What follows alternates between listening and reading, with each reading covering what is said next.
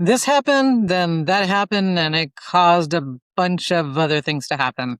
If your story sounds anything like that, it's going to sound and be lifeless. Stories need some suspense, and if it's non-existent, the readers will give up on your story. The rejection emails from agents and editors will pile up with notes like, this story's just not right for us, or it's not a good fit.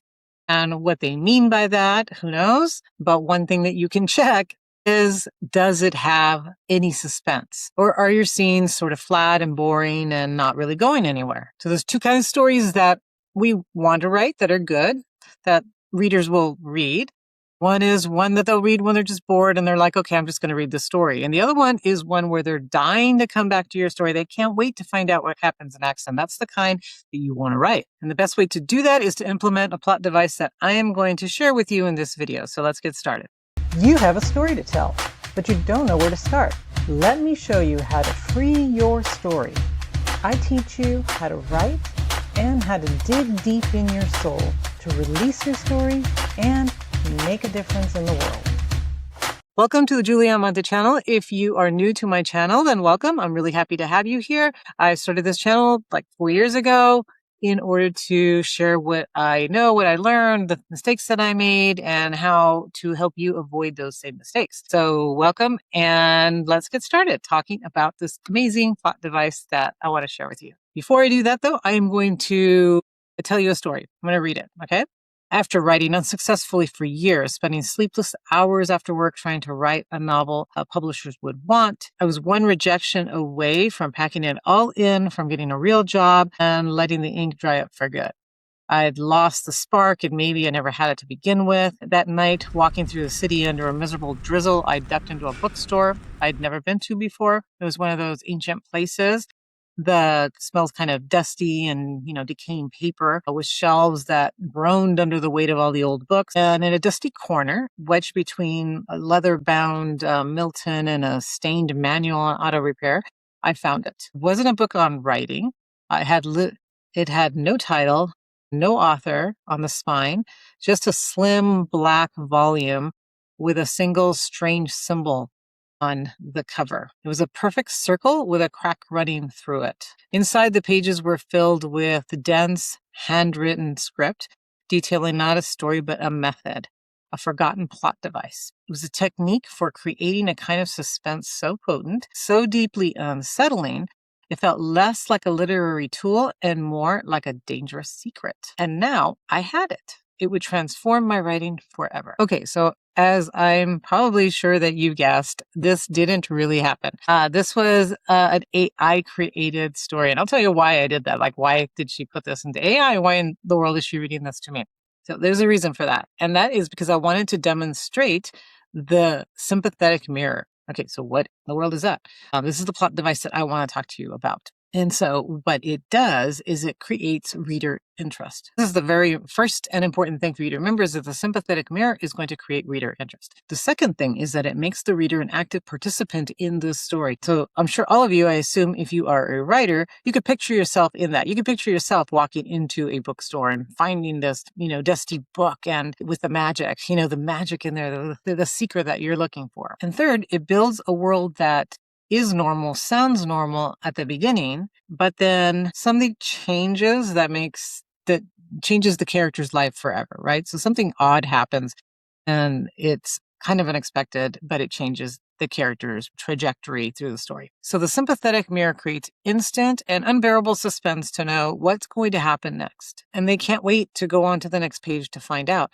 And the reason that this is a powerful tool is because it creates this fear that we all have, and that is that reality is not exactly what we think it is. So let me tell you what I told AI to do, okay? And the reason I like this is because I told it to do it using these steps that I'm sharing with you here, and it did it because it followed the steps, meaning that if it can do that, it can follow my steps and create a little suspenseful story, then you can do it, right, with your stories. It was sort of a way for me to test it, to say, okay, I want you to do this. I gave you a little bit of parameters of the character being a writer and all this stuff. And then I told it what to do. to create the suspense. And what came out, I think was I mean, it wasn't the next bestseller, right? But it showed what you need to do to create some suspense in your scenes. Okay, and this is what it did, and this is what I wanted it to do. Okay, so I wanted it to start. First thing, start with the mundane. And it's where writers can go wrong, right? They don't start with something normal, something that is almost boring in a way. And I'm not telling you to open your story this way. I'm just telling you that in general, this is where you start. So I've shared this in blogs and people are like, well, no, you're supposed to start with action and all that. Well, yeah, kind of.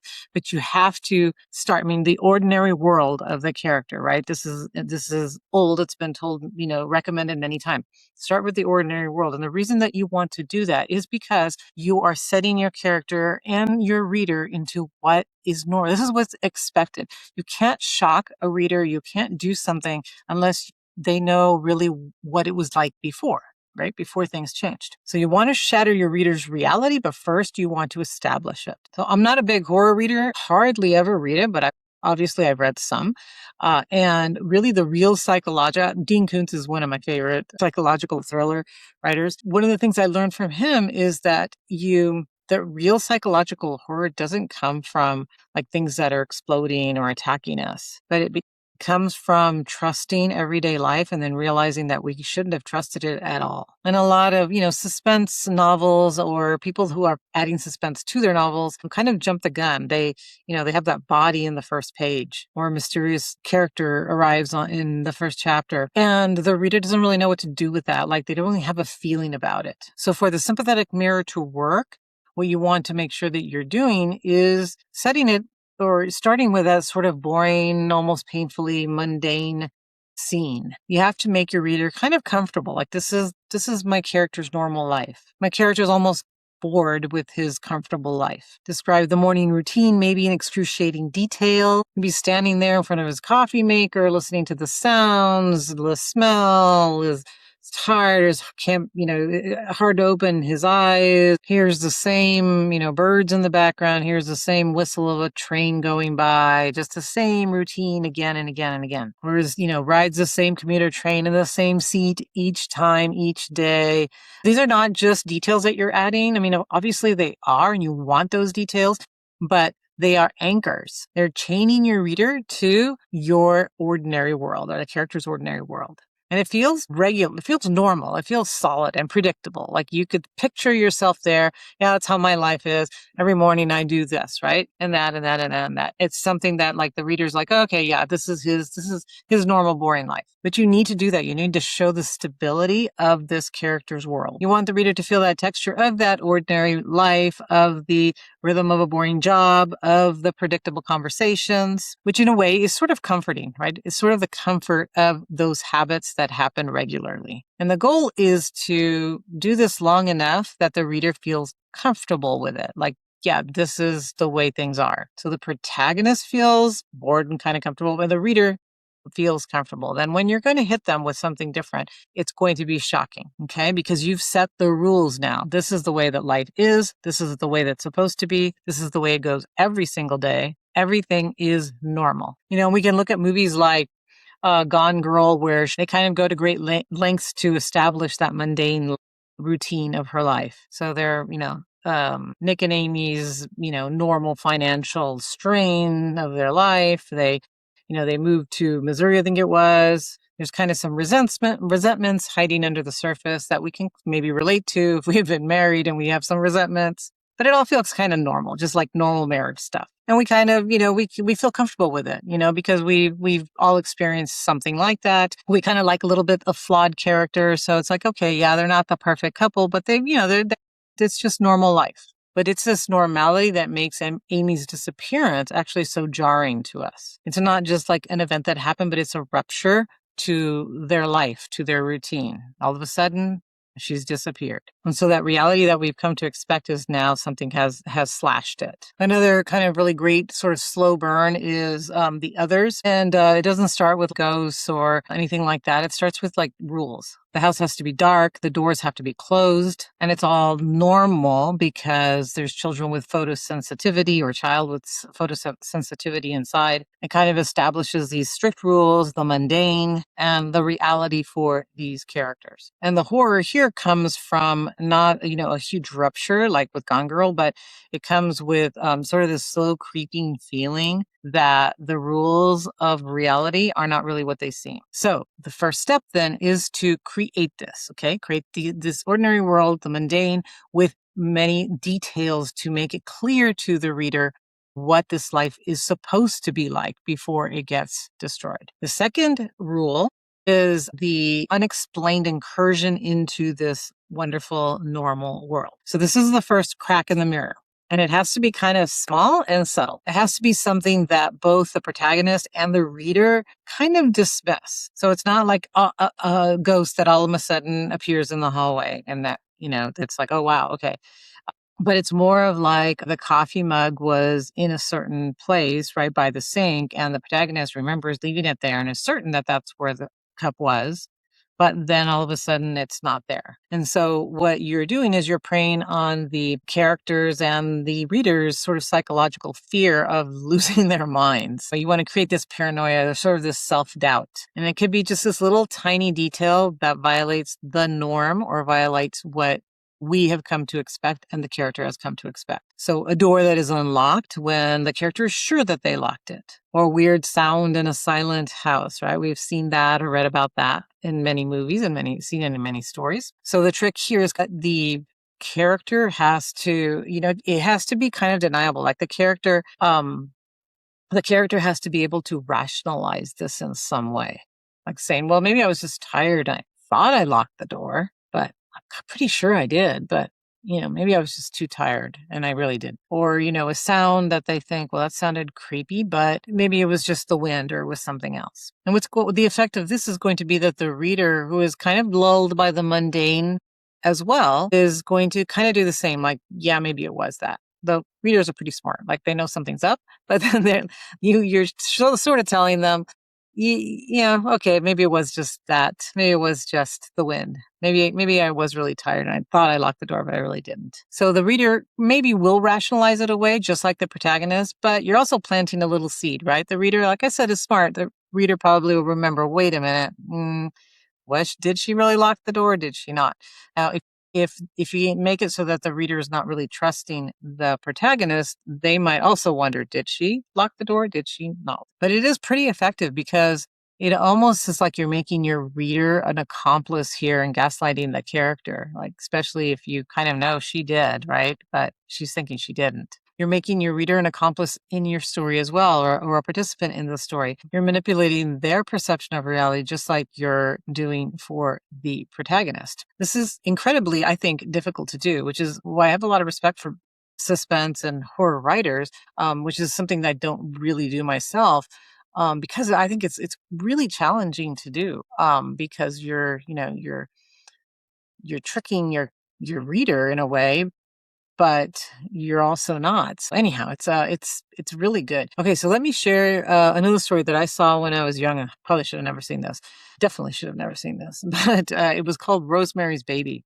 And it was a horror movie. Maybe that's why I don't like horror. When I was young, somebody took me to see Carrie, which was horrific, and Rosemary's Baby. But anyhow, horror story, right? And the story is this woman moves to this apartment with her husband. And there's some kind of nosy neighbors that come and introduce themselves. At one point, they give her, they kind of befriend this couple and they give her this kind of weird tasting smoothie thing that she drinks. And she's kind of, and the whole time she has reservations about these people. Like, I'm not too sure about these people. But then her husband's like, well, you're just being judgmental or whatever. And so she rationalizes it away. And we, as the audience, are also kind of like, well, maybe she is, maybe she's, or, it's weird tasting smoothie. She's really kind of cautious about this. And we kind of wonder too, like, is it just her or is it something else going on? But with each sort of unease that she has, it creates an unease in the viewer as well. And these are not major events, okay? So these are all little minor things that are happening along the way. And they can be explained away as anxieties or just, being new or just a first time being married. She's going to be a mom, so it's kind of a first time mom kind of anxiety type things. But together it starts to create this creeping paranoia that maybe the world is, and these people are conspiring against her. And we start to distrust them too. And, the whole story, if you haven't seen it, I don't know if I recommend you seen it or not, but the whole story is that these people are Satanists and they have chosen Rosemary to carry Satan's baby. Now, if they had started with the devil at the very beginning, it wouldn't have had the same effect, right? But as we are watching this slowly and it's getting creepier and scarier, and we are starting to get really nervous here. We're starting to distrust these people. We can see that she is being gaslit by them and her husband, who's involved in this too. So the slow escalation of dread is what makes this movie so horrible and scary, right? Because it's just normal stuff. It's just normal neighbors. It's just normal anxieties, but it's really not. It's something really deeper and sinister, right? Then there's another old movie, The Machinist. This is another one that's sort of, again, a psychological horror type movie where Trevor Resnick, I think was the character's name, and he's like slowly sent into this mental, plunge where he sees things like he has this mysterious like hangman game on his fridge, and then there's a new coworker that no one else has met.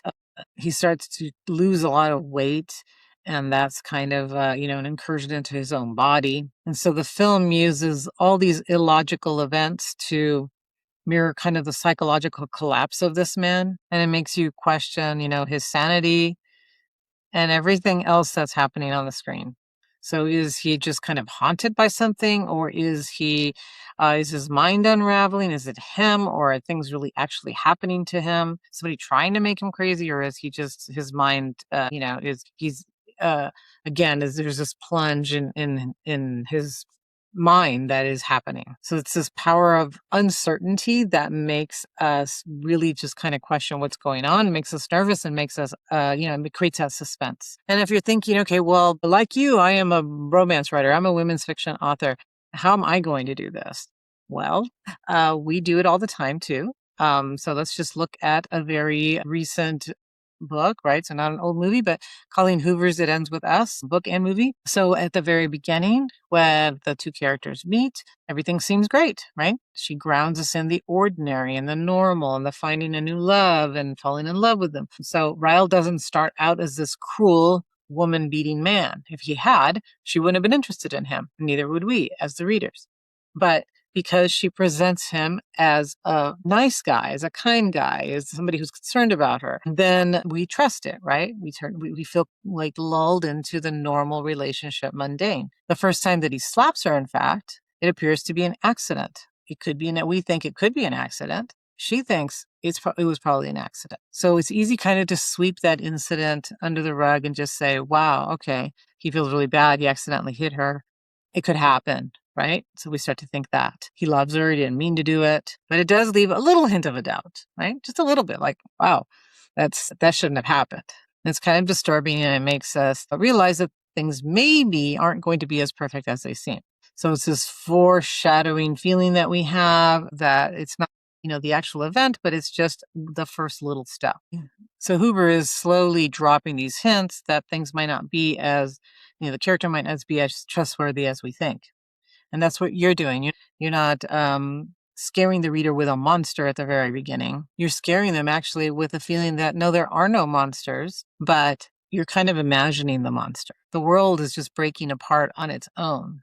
There's no big thing that you can fear, but little by little, you're realizing, yeah, there is. So whether you're writing a actual horror novel or you're writing just a suspenseful, women's fiction novel, you can use this. You can use these things to create that suspense and to kind of manipulate your character and your reader at the same time. And the third one is the inversion of stakes. So in a typical thriller, the stakes escalate, right? Things get more and more and more and more intense. So the hero has to find the bomb. They have to, save the child. And as soon as they do that, there's another bomb, and then they defuse that bomb. And then there's another bomb, and it gets worse and worse and worse and worse. And then finally, there's the huge bomb that's going to end the entire city, right? So it escalates. And in this more internal suspense that I'm talking about, the conflict is more inward. There are the unexplained incursions that tend to pile up. And then sometimes this causes the protagonist's goal to shift a little bit, to adjust to these things. So you're no longer solving this big external mystery, this dangerous thing that's going to happen. It becomes this internal struggle to prove their own sanity, that that they're not imagining this, that something bad really is happening. So the central conflict isn't, is this actually, what is happening?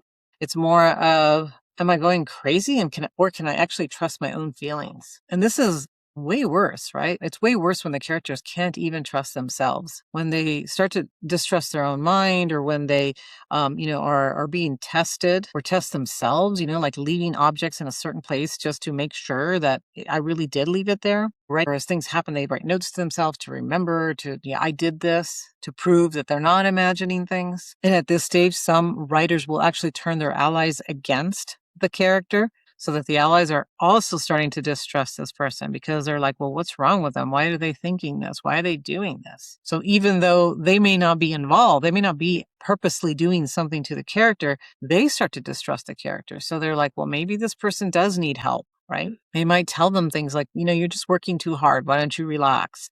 Or maybe you're not sleeping enough. Just get some sleep, right? They try to help this person, but in effect, what they're doing is they're making the person think, yeah, maybe I am crazy. Maybe it is just me. And what happens is every attempt that the character has to, prove that something is happening kind of isolates them even more from the people that are supposed to be their friends and their allies. And so this is where, the sympathetic mirror gets even, more terrifying. And the reader probably at this point in the journey actually realizes that, no, this is what's happening to the character. The character is being gaslit, or the character isn't crazy, but they're being attacked by spiritual forces or other forces. They saw the mug being moved. They saw, things disappearing. They saw Ryle hitting Lily multiple times, right? They saw him pushing her down the stairs. And the suspense becomes horrifying, because we know that this poor character, it's really going to be hard for this character to defend himself. There's that dramatic irony, right? We